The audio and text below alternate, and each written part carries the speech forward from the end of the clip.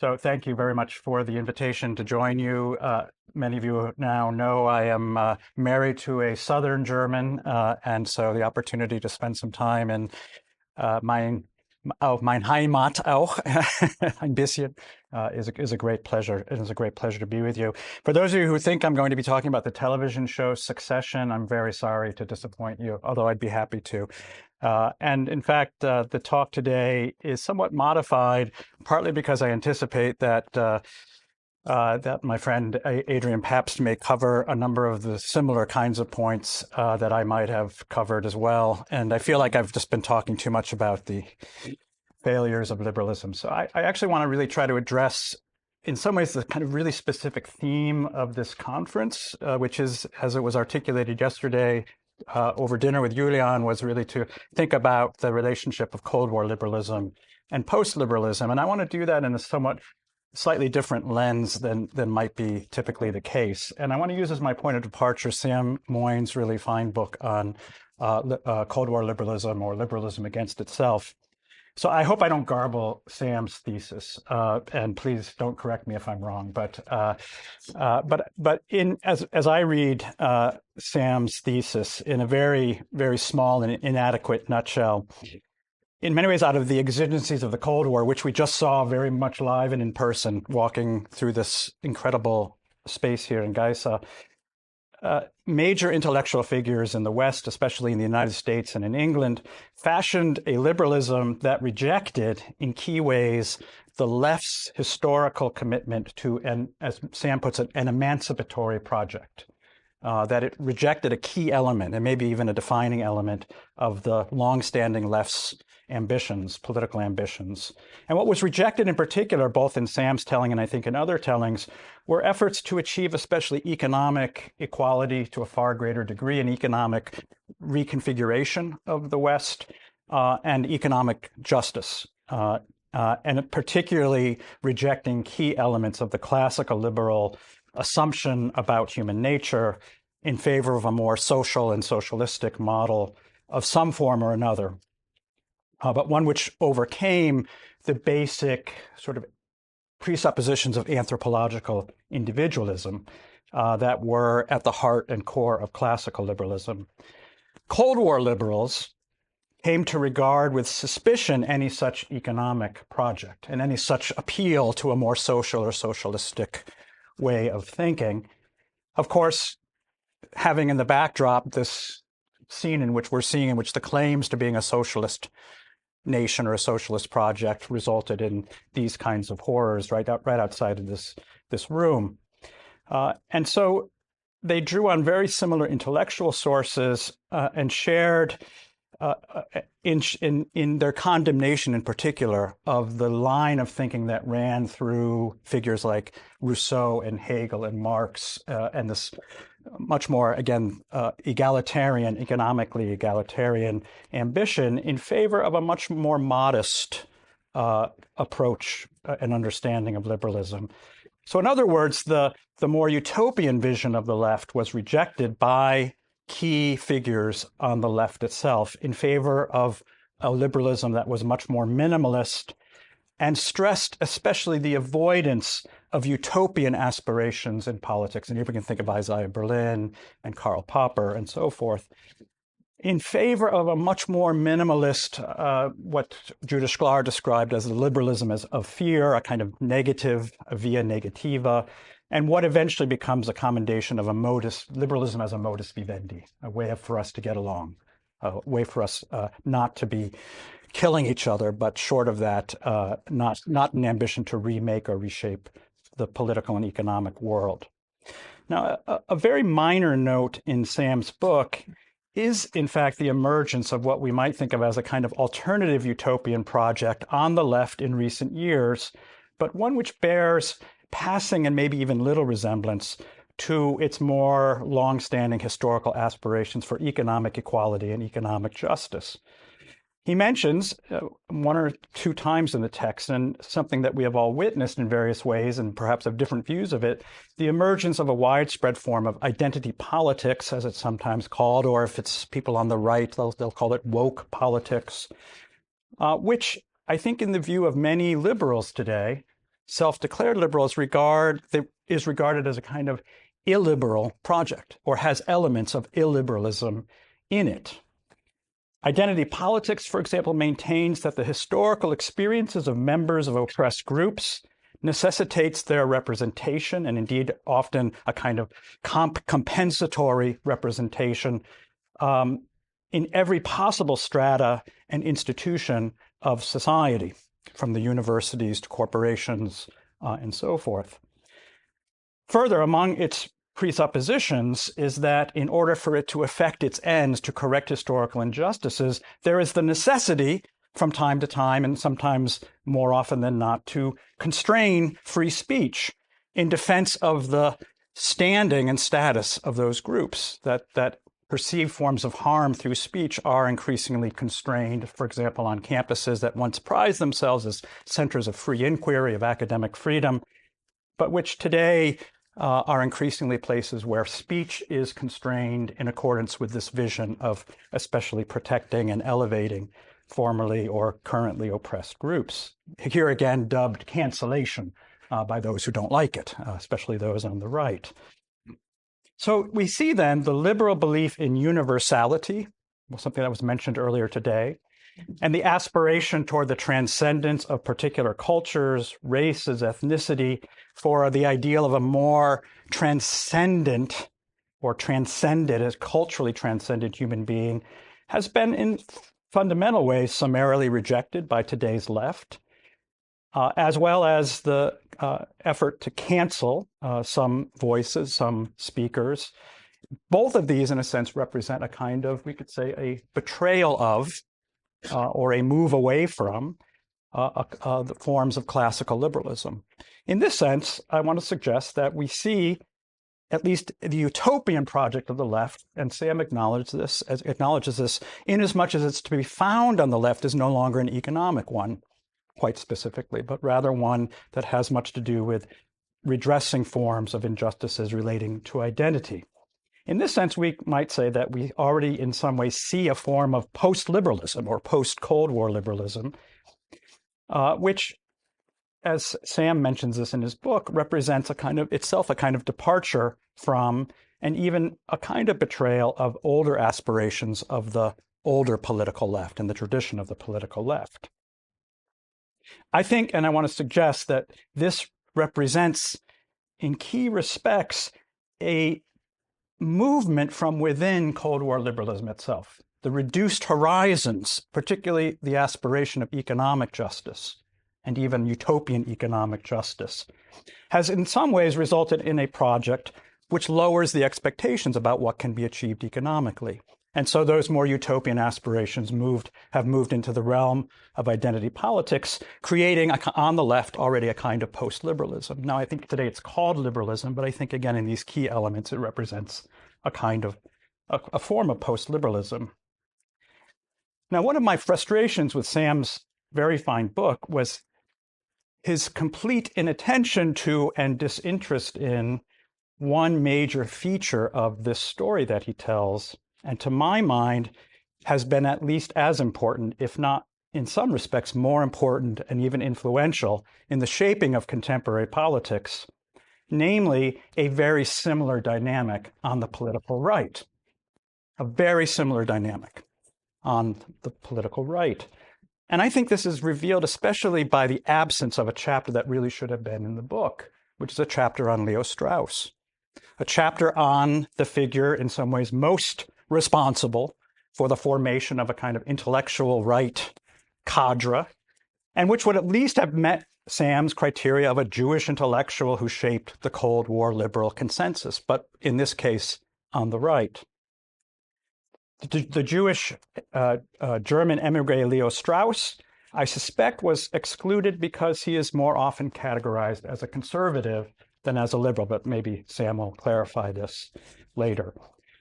But Strauss was arguably the figure most responsible for justifying and influencing the development of a particular kind of conservatism during and after the Cold War era, what is increasingly today not necessarily merely called conservatism, but right liberalism, or the right version, the right-wing version of Cold War liberalism. Now, this viewpoint or this school is often associated with the term neoconservative, but what that label actually describes is the very same dynamic of the left that's so well described in Sam's book.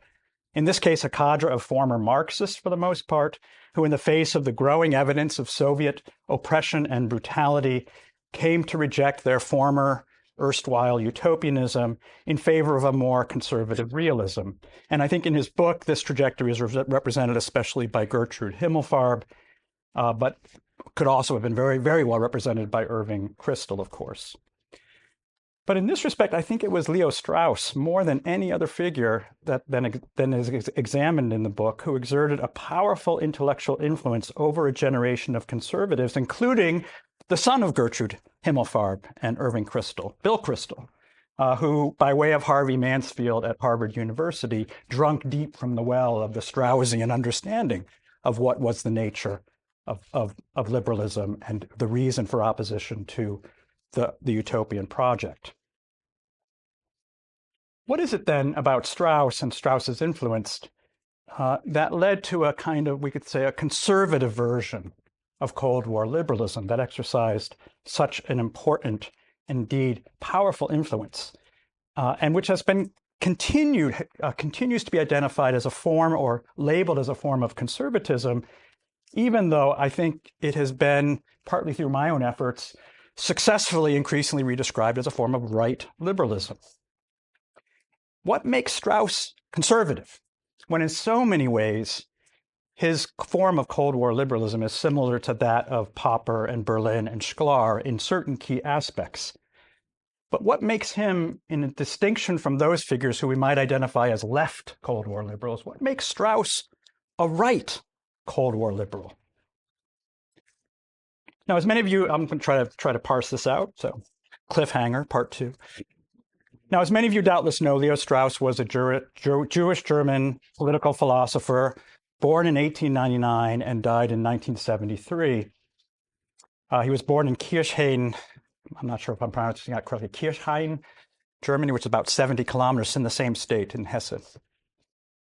In 1932, Strauss fled Nazi Germany, first for England at the invitation of a number of scholars at Cambridge, where he taught for a time, and then eventually for the US, where after a stint teaching at the New School, he assumed a professorship at the University of Chicago for roughly a decade, during which his influence through his writing, his teaching, and especially formation of graduate students proved to be extraordinarily pronounced in terms of the formation of the American Cold War right.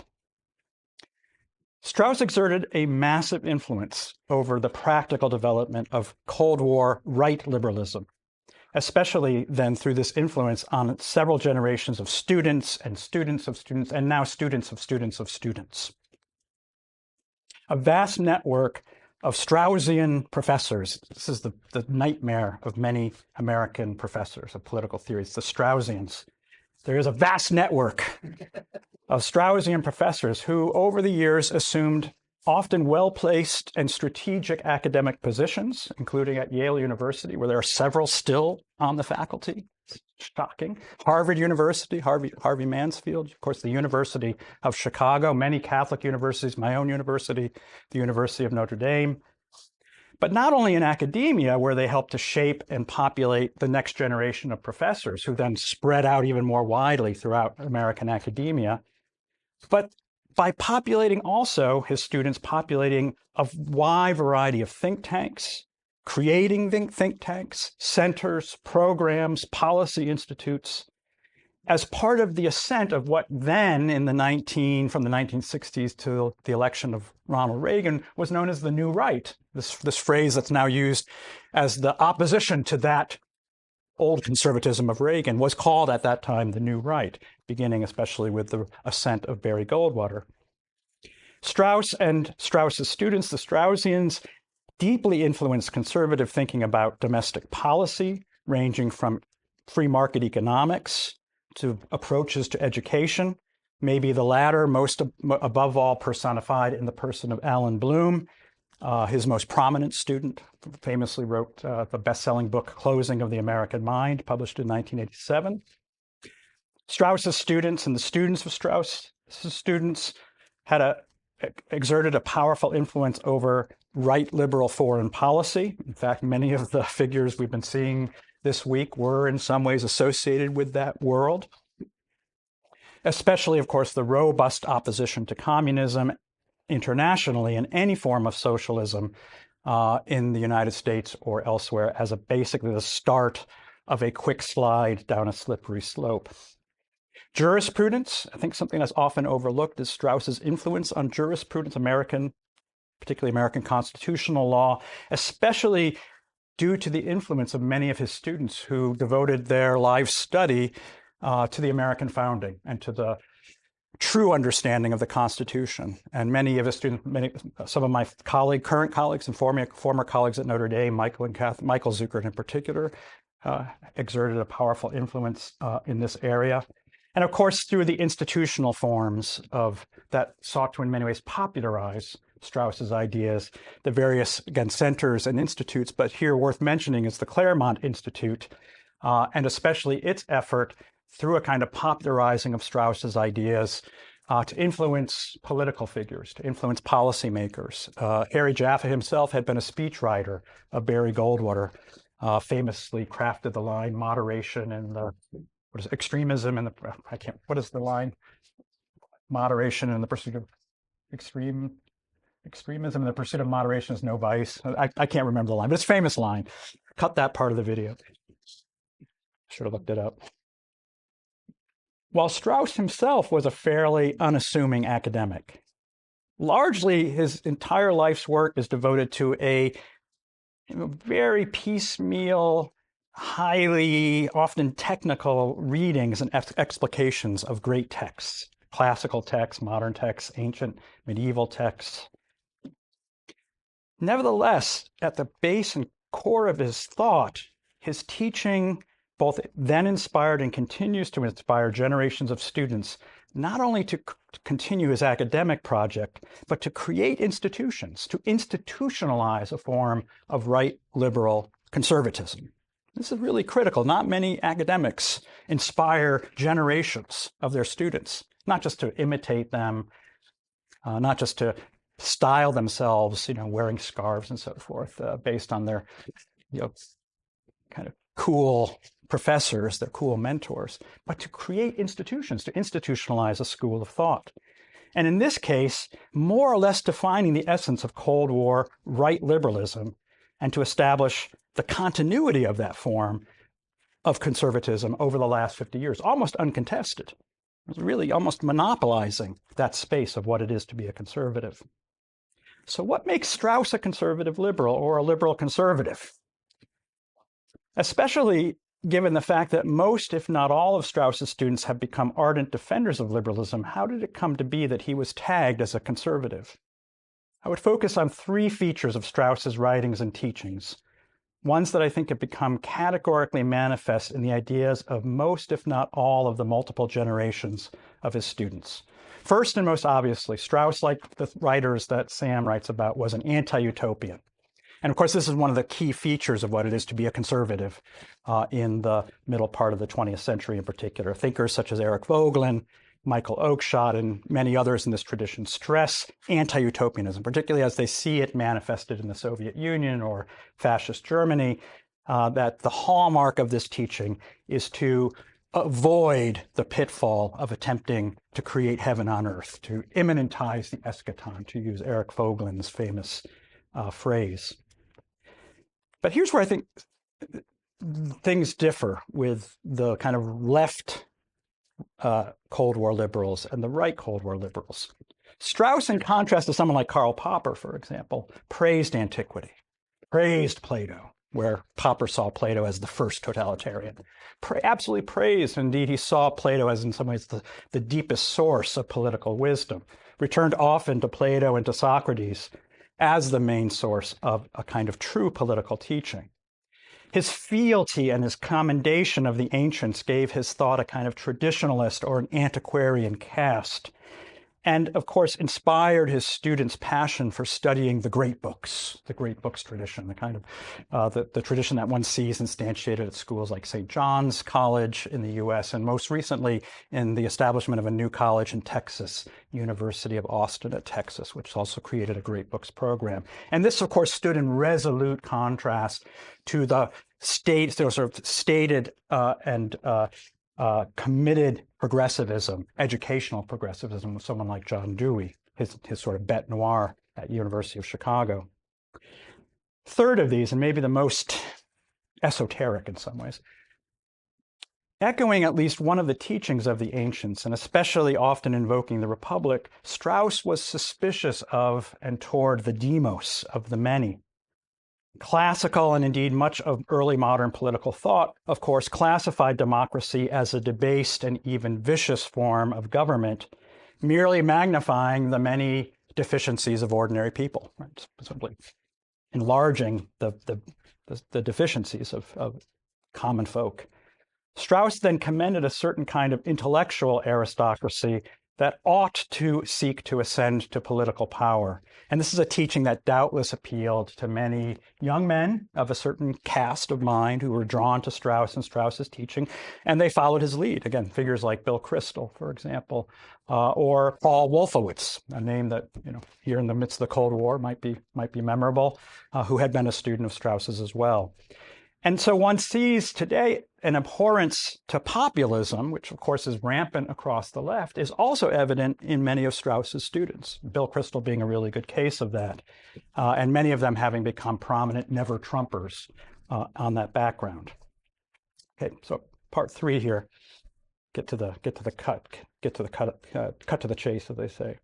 Now, in spite or perhaps because of these main features, Strauss's teachings were taken by his students, at least as many American students, to be most fundamentally a defense of the American liberal order, particularly in the midst of the Cold War. In the current debates between liberals and critics of liberalism, represented by myself, for instance, many, if not most, of the most ardent defenders of liberalism that I have encountered are not necessarily even on the left. They're Straussians and the students of Strauss. These have been my most ferocious critics, are the students of Strauss and the students of Strauss. Many of these are defenders of liberalism, understanding liberalism to be a fundamentally conservative kind of phenomenon. For instance, an older generation of Straussians, such as Harvey Mansfield or James Caesar at the University of Virginia, Sam Moyn's colleague Stephen Smith at Yale, the entire political science department at Hillsdale College, but also a younger generation of students of Strauss, such as Peter Berkowitz, Yale's Brian Garstin. Yale's got 2 of these. Sam Goldman at George Washington University, all 3 a student of Harvey Mansfield. And even the now leftist but Straussian-trained writer Damon Linker. I'm trying to use names that may be familiar to you, but I could list a whole lot more that may not be familiar to you. Here's the key point I want to make. The Straussian commitment to a right Cold War liberalism rests on a similar shrinking of political horizons as left Cold War liberalism does, as described by Sam. Where left Cold War liberalism especially wrote out of its own tradition the tradition of sort of economic utopianism, Strauss and his students wrote out of the conservative or pre-modern or pre-liberal tradition, which includes the classical and Christian traditions, a kind of comparable, not the same, but a comparable form of political aspiration, even utopianism, right? Even a kind of no place, an aspiration toward the perfect. Specifically, Strauss and his students emphasized that the superiority of classical thought rested on a valorization of the role of the philosopher. This figure, the philosopher, very big, looms large in Strauss's thought, a unique and even radical questioner of the assumptions of the cave that we all live in, but informed nevertheless by a kind of deep well of political prudence and suspicion toward utopianism. So a philosopher who could question kind of in the backdrop, not threatening the stability of his or her regime, but be a questioner, engage in the project of philosophy. And nevertheless, while recognizing this philosophical superiority of the classical tradition, recognized the practical success and attraction of liberalism as a political order that achieves stability and longevity, what Strauss described as the low but solid ground of self-interest that informed liberalism. For Strauss and his faithful students, liberalism was choice-worthy, especially as a regime that allowed for the likes of Strauss or Bloom, as he justified in his book, to engage in philosophical investigations that could subtly raise questions about liberalism itself while enjoying the comforts of teaching at the University of Chicago. This was the esoteric teaching of Strauss about why liberalism was defensible and choice-worthy. That it was in some ways because it was good for the philosophers, not necessarily for everyone else, but it was good for the philosophers. But those who were, I think, less philosophically oriented and more politically engaged embraced Strauss's exoteric teaching, which is that liberalism is choice-worthy for itself as the best practicable regime, that it was the best practicable regime. And thus, not in some ways understanding Strauss's arguments that support for the liberal order was merely one for a second best political order that was especially beneficial for the philosophic project. Notice that this is a demotion, then, of what one might describe as the aspirational nature of the classical tradition that Strauss was otherwise lauding. That aspiration, of course, was engaged in the project or aspiration of realizing human telos, of teleology, of fashioning and shaping a political order that sought to raise, right, and indeed realize the possibility of human flourishing through law, through social order, through economics. This was written out of Strauss's telling of the classical tradition almost entirely. And this is why you get in Strauss's teaching attention to Plato, a little bit of attention to Aristotle, and then almost nothing until you get to Machiavelli. The entire sort of Roman and Middle Ages is sort of written out of the story. This lowering of the political aspirations has actually, I think, had a comparable influence on an emerging post-liberalism from the right, which is becoming more and more prominent on the American intellectual scene, but which tends to fly below the radar of many mainstream academic intellectuals in a way that left post-liberalism does not, left post-liberalism being sort of wokeness or identity politics.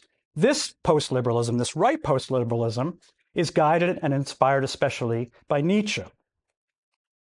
However, it's less Nietzsche himself that is often invoked and more his epigones on the international dark web or the alt-right or the very online right, especially figures such as the Bronze Age pervert and his underground best-selling book, Bronze Age Mindset, along with a figure that is believed to be Bronze Age pervert himself, Costin Alamariu, whose dissertation, titled Selective Breeding and the Birth of Philosophy, debuted #1 of all books on Amazon and stayed there for quite a number of days. Interesting, Alamariu received his doctorate at none other than Yale University. Interesting how it's all happening at Yale. And under the advisors, his committee, none other than 3 Straussian right liberals, Stephen Smith, Brian Garstin, and Harvey Mansfield. While they likely regard his trajectory with some horror, nevertheless, there are reasons to suspect that BAP and Alamariu's neo-Nietzscheanism is not as distant from Strauss's own ideas as they might wish. As my comments previously may have suggested, I hope, Strauss's own support for liberalism rested on a reading of pre-modern political theory that prized above all those regimes that preserve some space for the unique, the independent, the genuinely free, the great human being, the philosopher, that person that transcends the cave. More than a few commentators, some critical, others sympathetic, often note this aspect of Strauss's teaching and his understanding of Plato and the teachings of Nietzsche. And thus we should not be surprised by the outgrowth of a Nietzschean post-liberalism from within the heart of the Cold War liberal tradition on the right. Indeed, no less than the Claremont Institute, founded by Harry Jaffa, the arch defender of American liberalism, has become something of the headquarters of a kind of reputable Bapism, exemplified by a close affiliation with the Center for Human Greatness and marked by a landmark sympathetic review of the Bronze Age mindset by Claremont-Hillsdale scholar Michael Anton, which appeared in the Claremont Review in 2019. Michael Anton also wrote pseudonymously wrote the essay on the Flight 93 election. So my suggestion then is that we have in Cold War liberalism not only a left version that has diminished the political horizon as far as maybe an old left is concerned, but a version of right liberalism that has diminished the horizon, especially as it comes to a more robust form of political idealism on the right. And if there is to be a corrective to these diminished horizons of Cold War liberalism, and one hopes or expects it might happen on the right, I think it's fair to say that there might be a similar hope and expectation, on the left, that it might be a similar hope and expectation that it may happen on the right as well. So, thank you.